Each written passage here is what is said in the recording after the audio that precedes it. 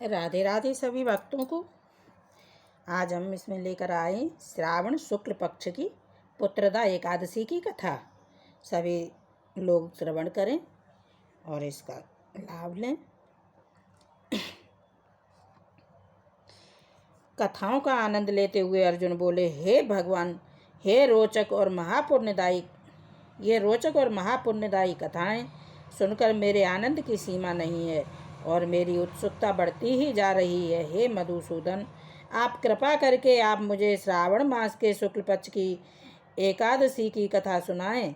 इस एकादशी का क्या नाम है तथा इसके व्रत की विधि क्या है? इसमें किस देवता की पूजा की जाती है और इसका व्रत करने से क्या फल मिलता है?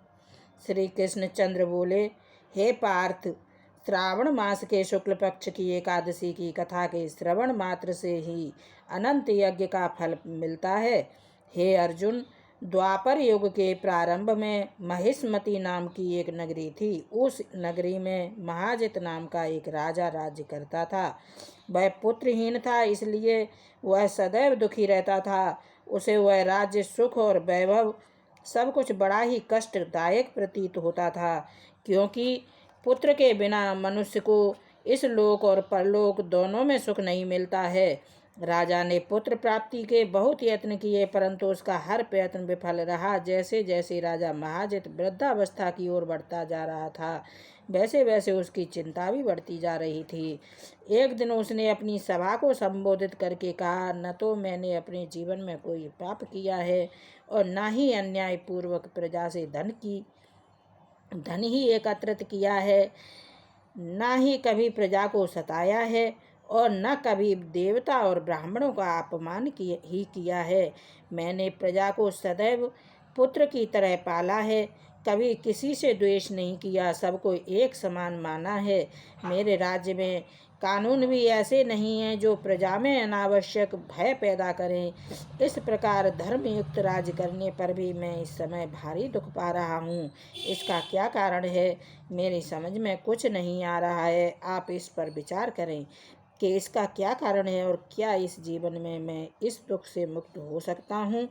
राजा के इस दुख के समाधान के लिए मंत्री आदि वन को गए, ताकि वहां जाकर किसी ऋषि मुनि को राजा की व्यथा बताकर कोई समाधान पा सकें। वहां वन में जाकर उन्होंने श्रेष्ठ ऋषि मुनियों के दर्शन किए। उस स्थान पर वयोवृद्ध और धर्म के ज्ञाता महर्षि लोमस भी रहते थे। वे सभी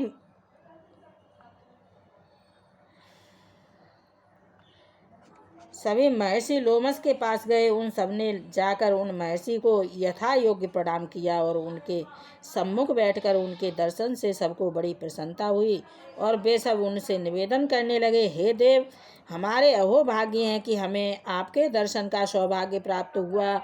इस पर लोमस ऋषि बोले, हे मंत्रीगण, आप लोगों की नम्रता और सद्व्यवहार से मैं अत्यंत प्रसन्न हूँ। आप मुझे अपने आने का कारण बतलाइए। मैं आपके कार्य को अपनी शक्ति के अनुसार अवश्य ही करूँगा, क्योंकि हमारा शरीर ही परोपकार के लिए बना है। लोमस ऋषि के ऐसे अपनत्व भरे वचन सुनकर मंत्री बोले, हे महर्षि, आप हमारी समस्त बातों को जानने में ब्रह्मा से भी अधिक समर्थ हैं, अतः आप हमारे संदेह को दूर कीजिए। महिष्मति नामक नगरी के हमारे महाराज महाजित बड़े ही धर्मात्म भाव प्रजा वत्सल हैं। वह प्रजा का पुत्र की तरह धर्मानुसार पालन करते हैं, परंतु फिर भी पुत्रहीन हैं। हे महर्षि, इस वह अत्यंत दुखी रहते हैं।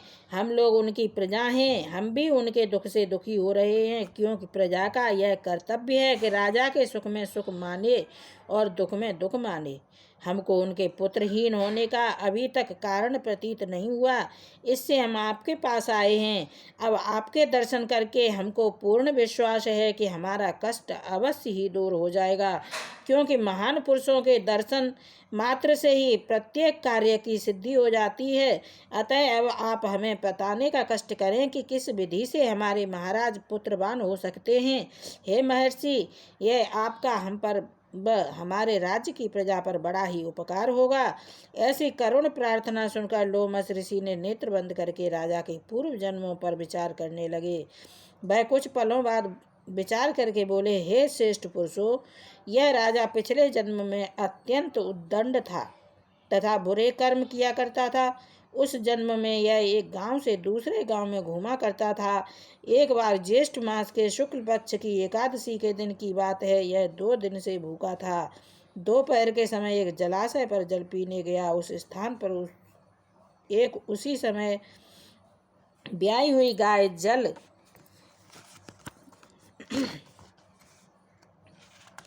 पी रही थी। राजा ने उसको प्यासी ही भगा दिया और स्वयं जल पीने लगा। हे भद्रजनों, इसीलिए राजा को यह दुख भोगने पड़ रहे हैं। एकादशी के दिन भूखा रहने का फल यह हुआ कि इस जन्म में यह राजा है और प्यासी गाय को जलाशय से भगाने के कारण पुत्रहीन है। इस पर वे सभी सभासद विनती करने लगे, हे महर्षि, शास्त्रों में ऐसा लिखा है कि पुण्य से पाप नष्ट हो जाते हैं।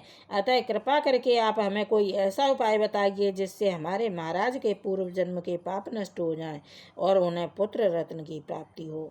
सभासदों के याचना भरे शब्दों को सुनकर लोमस ऋषि बोले, हे भद्रजनों, यदि तुम सब श्रावण मास की शुक्ल पक्ष की पुत्रदा एकादशी का व्रत और रात्रि को जागरण करो और उस व्रत का फल राजा को प्रदान कर दो तो तुम्हारे राजा के यहाँ पुत्र उत्पन्न होगा। राजा के समस्त दुख नष्ट हो जाएंगे।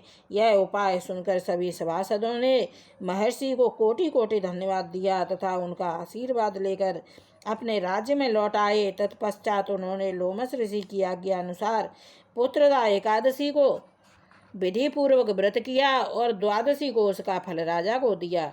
उस पुण्य के प्रभाव से रानी ने गर्भ धारण किया और 9 महीने के पश्चात ही उसके एक अत्यंत तेजस्वी पुत्र रत्न पैदा हुआ। हे अर्जुन, इसलिए इस एकादशी का नाम पुत्रदा पड़ा। पुत्र की इच्छा रखने वाले मनुष्य को चाहिए कि वे विधि पूर्वक श्रावण मास के शुक्ल पक्ष की एकादशी का व्रत करें। इस व्रत के प्रभाव से इस लोक के सुख और परलोक में स्वर्ग मिलता है। कथा का सार, पाप करते समय मनुष्य नहीं सोचता कि वह क्या कर रहा है, किंतु शास्त्रों से विदित होता है कि व्यक्ति का छोटा सा पाप भी उसे महान कष्ट भोगने को विवश कर देता है। अतः मनुष्य को पाप से डरना चाहिए, क्योंकि पाप नामक यह राक्षस जन्म जन्मांतर तक उसका पीछा नहीं छोड़ता।